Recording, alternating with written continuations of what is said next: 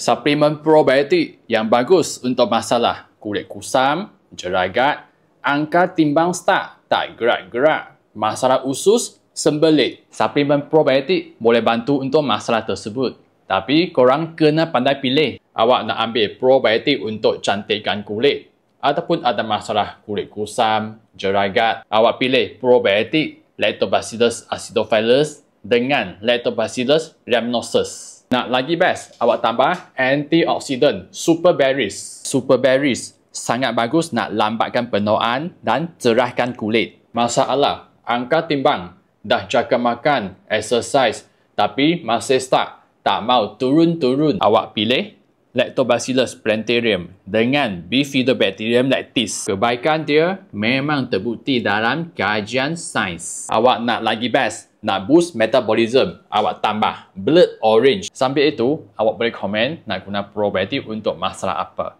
Masalah kulit, angka timbang start, nak cuci usus.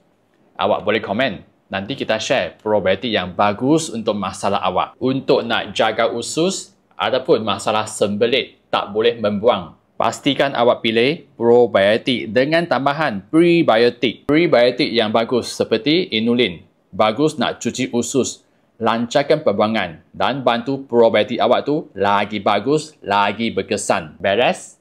Tak apa. Kalau tak faham, tak jelas, awak komen. Saat ini saya jawab.